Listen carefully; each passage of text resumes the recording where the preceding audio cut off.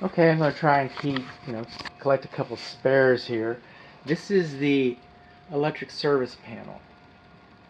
Okay, we can't get to it. The load center. We can't get to it. All this is built in around it. It's impossible to even reset a breaker, much less inspect a breaker. Right? Novelty lights, okay, should not be used in a permanent application. Extension cords should not be used in a permanent installation. And coming on along here, the home faces south. So on the east side of the garage, this is the electric power coming into the home. Okay, it's below grade. This box should have been sealed on 3 sides. This grounding rod, 8-foot grounding rod, should have been buried 8 foot, not 7 foot 8 inches. Okay, so probably not a lot going to happen with that. Probably not a lot going on there. This is why we're here. The condensing unit is not level. The condensing unit has not been supported a minimum of 3 inches above grade. This is an electric disconnect with a disconnect, and it's over to the side, and that's a good thing. This is how it's laced up. Looks pretty good. And this is our data plate. It says it's 2018. Okay, so it's about 5 years old. This equipment is engineered on paper to last 20 years. It might last 35 years, but Las Vegas is going to give you 14 years.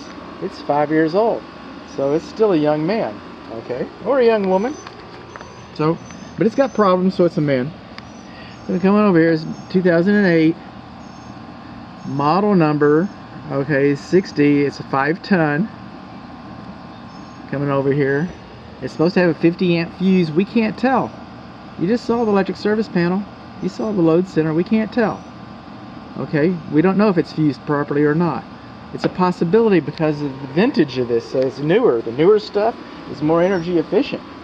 There is a possibility that this unit is overfused in the electric load center that we could not open and could not get to. And then HFC, okay, what kind of refrigerant we have in here is 410A. It's 410A refrigerant. Okay, they're decommissioning, they're taking 410A out of the loop.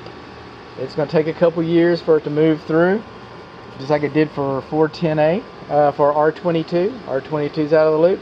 410A is soon to be out of the loop. Will you still be able to get refrigerant for it? Yeah, there will be, inventory. Will it be expensive? Yeah. So it's something to think about.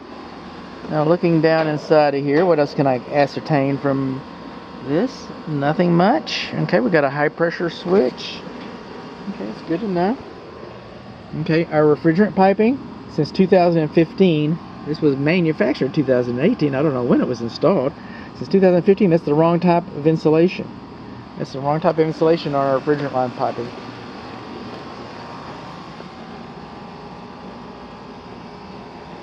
And we have the wrong, and we're missing insulation. And those are the wrong types of caps. Those should be anti-theft refrigerant piping caps.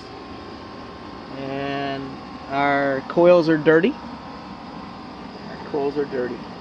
And this is the water heater temperature pressure relief valve drain line. It's supposed to discharge between 3 and 6 inches from the ground. And that's over 6 inches.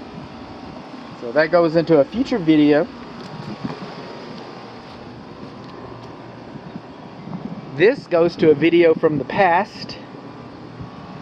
But this is the condensing video. And speaking of the past, also, we're disconnected up here. You think water can get in there? I do.